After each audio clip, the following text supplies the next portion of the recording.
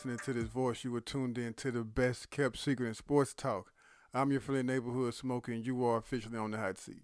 And what are we doing in the hot seat? Say it with me. We set somebody's ass on fire. And listen, I said as long as they keep winning, I keep bringing my ass back here. So of course we bringing the Dallas Cowboys back to the hot seat, man. Y'all saw what they did Monday night against them goddamn Bucks. So we here to talk about it, and we're gonna talk about the game this upcoming Sunday. They not the Bucks. So without any further ado, man, paying homage to the ghosts over my left and my right shoulder, it's time to get into it, man. Ding ding, class is in session. So, hey, listen, like I said, man, y'all saw it. The Dallas Cowboys pulled it off. And listen, I'm up here eating a ton of crow. I spent over 20 minutes telling y'all the last time we were here about how they wasn't going to beat them goddamn Buccaneers. And it's not that I didn't think that they couldn't. It's just that, as I said in that show, you don't know which version of Dallas is going to show up. You know what? For the basketball fans out there, the Dallas Cowboys is like a version of Paul George, forward for the Los Angeles Clippers. You just don't know what you're going to get. You could get a Paul George that comes out and shoots 11 for 14 from the field, 37 points, 9 rebounds, 8 assists, 4 blocks, 2 steals, because he can do whatever he wants to at a very high level on both ends of the floor. Like, there's nothing Paul George can't do. And then you could get a Paul George that was 4 for 17, 1 point, 5 fouls. Like, you just don't know what you're going to get out of Paul George. And as I alluded to, well, as I mentioned last week, as a football fan or as a fan in general, when you enter that, I don't know which version of this team I'm going to get, that's a scary goddamn place to be. And I think if we all thought that this team had some remnants of an identity, we would have knew what to expect. You listen, can't nobody tell me different. The Dallas Cowboy coaches, they watched this show. Prove me wrong. Everything I said Dallas needed to do offensively to win that goddamn game, they did it. They moved Dak around. They used his legs. I said they needed to do that. I said they need to get Tony Pollard more touches. They did that. I said they needed to target Dutch Schultz. I've been watching Hoodlum too much. I said they needed to target Dalton Schultz as much as they could until they made him do otherwise. They did that. I said they needed to move the pocket. They did that. Everything that needed to happen happened. That offensive line played out of their minds. I am worried that if Peters isn't ready to go, that's going to present a bit of a problem. On the defensive side of the ball, if Ron Curse isn't ready to go, that's going to present a bit of a problem.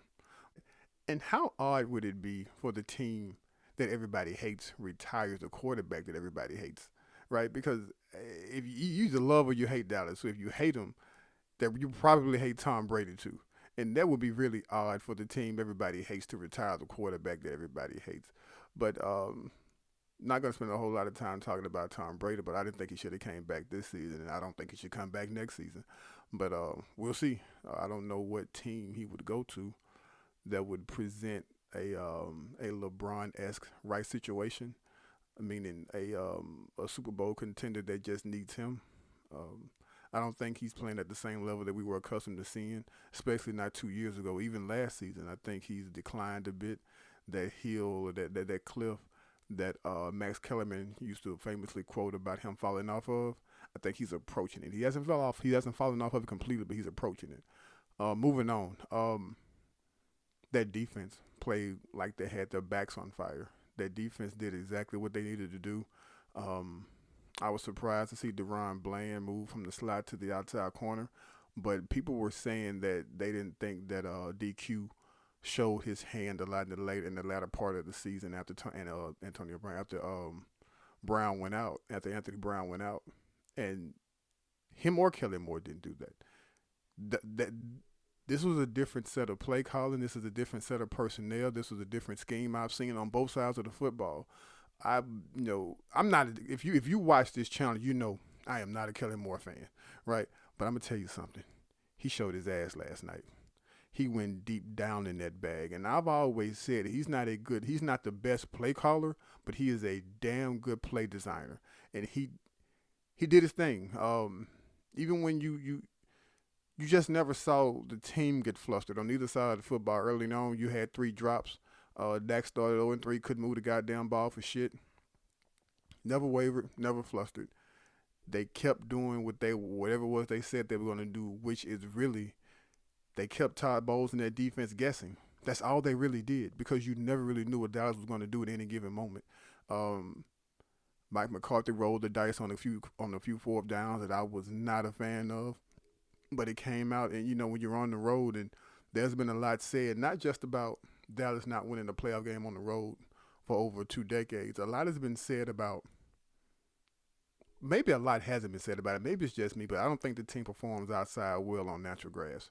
So I was wary of that. I was wondering how the game was going to be called. And when Kellen Moore is on like this, that offense is unstoppable. When he's on like he was on Monday night, you can't beat that offense. Don't even bother trying.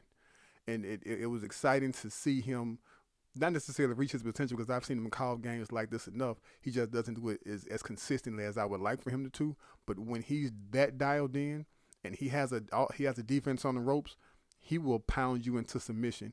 And that's exactly what you saw Kelly Moore do Monday evening against the Buccaneers. Back to Dan Quinn. Him putting DeRon Bland out there I thought was a good move. Trayvon Mullen and Nashawn Wright must have had a terrible week of practice for them to activate Xavier Rhodes after being on the team less than 2 weeks. I didn't like what I saw Xavier Rhodes for the most part, but hey, I get it. I understand. You want somebody out there who's been battle tested, somebody who former All-Pro, somebody who's been in the playoffs before to get out there and show what he can do. So I get it. He just didn't play well, in my opinion. He didn't. He only was out there just to spell Bland here and there. But the Bucks couldn't do much early on. They couldn't do much. Dallas had that number, and I think it's going to be. People, it is a vastly different challenge than what they faced this Sunday against the 49ers. God damn. Yeah, I didn't think they could beat the Bucks. I damn sure don't think they can beat the 49ers. 49ers are the best team in football. No disrespect to Patrick Mahomes. Y'all know I love Patty Mo. No disrespect to Patrick Mahomes and the Chiefs. No disrespect to the really fuck the Eagles. But no disrespect to them in the season they've had. That's the best team in football. And playoffs, a lot of times it's about matchups. I'm lying. A lot of times in other sports, baseball and basketball specifically, it's about matchups. Football, it is, but not so much. A lot of it has to do with scheme and the personnel in which you have those players using that scheme or how you use your scheme around those players. Everything meshes extremely well for San Francisco, and I mean everything. I am one of the biggest Shanahan fans you'll find. I think he is an elite play caller. I think he's a hell of a head coach. I think when you talk about getting the most out of nothing, be mindful. This team almost went to the Super Bowl with a quarterback that they didn't want and a wide receiver playing running back. And I think even before I get too far down that rabbit hole, this is a rematch a lot of people wanted. If you're a Cowboy fan, some fans around the NFL, Dallas versus 49ers. Dallas really felt like they left a lot on the field, a lot to be desired against the 49ers last year in the playoffs, and they did. They played like shit. This isn't that same team. Newsflash, this isn't that same 49er team. For the most part, Garoppolo held that team back.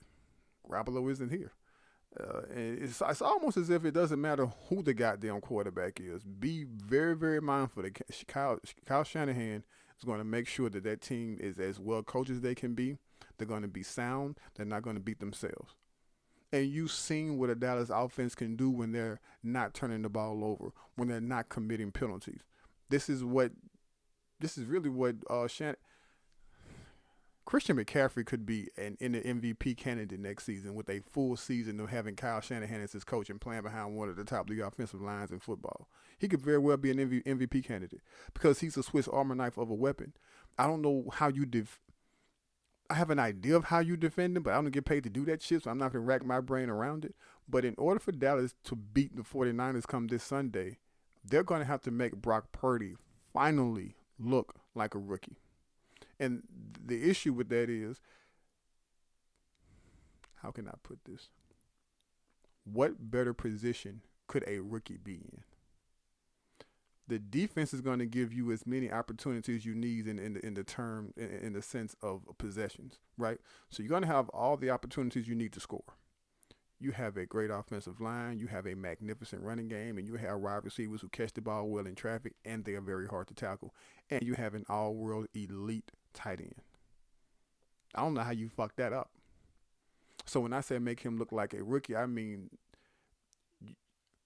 so if I'm Dallas, off top, I'm making him throw the goddamn football. I don't give a damn who you throw it to. You're just gonna have to throw it. We're gonna see how good of a passer you are. And score largely dictates play calling. So Dallas is gonna have to be on point when they have the ball on the offense to score touchdowns, not field goals, but field goals. God damn, Brett. But they're going to have to score touchdowns like they scored. They're not. I don't see them scoring 5 touchdowns against San Francisco. I just see them scoring 5 touchdowns against the Buccaneers, who have a really good defense. But they did on the road, no less. But this is a different type of defense. Shout out to D'Amico Ryans, man. That defense looks great. It looked great against the Seahawks, but the Seahawks are not the Cowboys. I think the Cowboys present a different issue, a different sort of problem, because they have weapons, and they have weapons in a lot of places that a lot of teams you play don't. Um, their play calling isn't as vanilla or as bland as a lot of other offenses that the 49ers have faced this season. So I think it'll be a good matchup, but Dallas is going to have to play a near perfect game to beat them. And the same thing I said last week about if Dallas stands a chance, they're going to have to get the Dak Prescott they got in their Philly game after the interception they threw to Josh Sweat, which is what they got when they played the Bucs Monday. You're going to need that same Dak Prescott this week, because I'm not a fan of next man up, right? I don't believe that. I don't too much believe in that shit. When a player goes down, I don't believe in his backup being as good or being able to fully supplement whatever you lost from the starter. I don't buy into that shit. What I do believe is whatever your strength is has to get stronger, right? So with the offense having some issues on the offensive line and the defense having some injuries here and there, I thought that wherever Dallas was good, which I think is at the quarterback position, he was going to have to be better. So I think whatever you're looking at in the sense of the 49ers and Brock Purdy, he has looked good. I will not take that away from him. But it's almost as if everything around him is elevated. The defense, the play calling, the offense, the pass blocking, the run blocking, everything has gotten better since he's took over the helm at quarterback. When a team is clicking that well, they usually don't lose. And I think for the most part, they are better than Dallas. I think they have a bevy of talent over there. And find me a team in the league that's better coached than them. That's a team that has an identity. They know exactly what they're going to do, and for the most part, you're going to be at their mercy, because a lot of teams they go against, they punch in the mouth. Those teams usually don't punch back, because when the 49ers punch you in the mouth, you taste blood. Like, I think some teeth move a little bit when you face the 49ers, and that's what Dallas is going to have to do. They're going to have to swing back, and swing back just as hard, if not harder, if they're going to have a chance at winning this football game. So when I say make Brock Purdy look like a rookie, what I'm saying is you're going to have to bother him. So he can scoop. He can run. He's pretty mobile. The success you had at probably rushing the quarterback that you had against the Bucs, you're not going to have against the Niners, because Tom Brady ain't running no goddamn well. He's not a threat. So once the pocket collapses, it collapses. Well, you have to be very mindful of where you bring your pressure for Brock Purdy, right? And I know quarterbacks would much rather have you bring pressure from the corners than you do between the A and the B gap. They would much rather you bring pressure on the outside than versus what's in front of them, because when you have your guard and your center in your lap, it disrupts everything for a quarterback. So instead of making it to where he can run up the middle, I would much rather him run on the outside, because you have a Michael Parsons who can chase him down. If healthy, you have a Ron Curse who can run him down. You've seen that Marcus Lawrence be mobile in that sense. Leighton Vander Esch looked really fresh Monday night. So when you can get him to the perimeter, you have guys who can chase him out of bounds and limit some of the yards he can get running. One thing you don't want to do is get in the cat and mouse game of being on your toes as it relates to wondering what they're going to do and how they're going to do it. Have a game plan, have a strategy, and do what works. If he's going to beat you, listen, if Brock Purdy goes out there and goes 27 for 32 for 350 yards and 4 touchdowns, it's just good games, pats on the ass, and we all going home. That's it. I'm okay with losing that way. I'm not okay with losing Brock Purdy going 11 for 12 or some shit and throwing for 150 yards and he has 4 rushing touchdowns or whatever the case may be. If Dallas loses and he has over 25 or 25 passing, 20 to 30 passing attempts, I'm fine with that. I have no issue with that. You cannot just have him go out there and do what he's been doing and work within the system. You have to at some point disrupt the system. If you don't make him do that, then Dallas stands no chance to win. Because that kid, he looks very sound inside that. I think I look sound inside that system. I think I look decent inside that system. You're dealing with a premier offensive line, probably the best left tackle in the game. They're solid across the bunch. They all know their assignments. They pass block well. They run block even better. So I'm crowding the line. 7 in the box, 8 at a lot of times. If you're going to beat me, it's going to be with this man. I'm playing a lot of man defense, a lot of single high safety because I just, with Tom, they sat back, and I understand why they did because you are more likely to get pressure with 4 because, again, Tom isn't moving. He's not a threat to run any goddamn well. This kid is. And if you are not cognizant of that, he will run all over you. And the last thing you need is for San Francisco to get a lead and just have them run the ball 8 out of a 10-play drive, 8 times out of a 10-play drive. They'll do it. They've done it before. And although I was patting myself on the back, saying Dallas, the coaches watch the show and all of the other shit, it's because this shit ain't hard, right? I said, hey, Dallas needs to do these things to win. It's because to me, it was pretty evident, right? It wasn't anything difficult. All those things were doable. What I'm telling you right now, these things are doable. Dallas has a really good 3-headed monster at safety with Jaron Curse, Donovan Wilson. Shout out Donovan Wilson. He's from the city, 318, Woodlawn High School. What's happening? And then, you know what? Dak Prescott. He's from the city. Houghton Buccaneers. What's happening? 318. You have Israel Mukamaru from the city, Parkway High School. What's happening? 318. A lot of guys from the city on that team. That's crazy. Anyway, they have a good 3-headed monster at safety, and they play those guys a lot together. So, and these guys have a lot of length. They're quick and they're physical. So you have the capabilities to set edge. Actually, as a matter of fact, Dallas fucking sucks at setting the edge. That's gonna be a problem. You're gonna have to get that shit cleaned up. That hero ball that you see some of those guys playing, this ain't it. And again, what you saw Monday, you can do against the Bucs. This ain't the Bucs. And I keep saying that shit. It's not like Dan Quinn doesn't know. It's not like Mike McCarthy doesn't know. I just have to keep saying it. These aren't the Bucs. So I'm pretty sure they're aware of it. I'm pretty sure that setting the edge will be something that will be prevalent in those discussions, in those meetings. I do believe that if you set the edge and you bring pressure from the gaps in the front of from the A and the B gaps that are in front of Purdy, you're creating you're creating an issue for the Niners that you want to create. You're creating an issue that he probably hasn't been as tested, because you look again, like I said before, score usually dictates play calling in a lot of situations. So he really hasn't had to deal with a lot of situations where he had to drop back or be in shotgun and dissect and pick apart a defense. It's not saying he hasn't, because he's done a good job going through his progressions, things of that nature, but he hasn't had to do it a lot. So put him in a position to where he has to do it a lot. The number one thing the number one avenue to go down to do that shit, score touchdowns. Make them match you point for point. I know that's easier said than done against the number one defense in the league. This is why you lace them up, baby. This is why you play. And even though they are the number one defense in the league, as I said before, Dallas Cowboys do not have a shabby offense now. Since Dak has come back in the league from that thumb injury, Who's the number one ranked offense in the league? Right? So the irresistible force meets the immovable object. Something has to give. Something will give. If Dallas stands a chance, they have to do exactly what I said, amongst a bevy of other things. But hey, listen, we are here. And let me tell you something.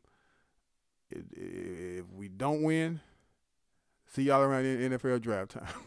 If we do, I'll be back. I'm going to keep coming back as long as they keep winning, man. Um, that game was fun. I enjoyed it. Hope y'all enjoyed it. Listen, as always, man, I really, really do appreciate you all hitting that button. If you give me your time, if you listen to me, there's no more precious resource you have than your time. And if you spend that time with me, I thank you from the bottom of my heart. Please, please, please hit those like buttons for me. Hit those subscribe buttons for me if you haven't. Share this content with people who you think may enjoy it. You can follow me on the Hot Seat 19 at Instagram. You can follow me on the Hot Seat 19 on Twitter. Like I said, I'll be back next week, but that's only if we get a win. I be goddamn. I come over here and talk to y'all about the L. Depends on how bad the L is. But like I said, man, I appreciate y'all. You officially off the hot seat. Y'all be good.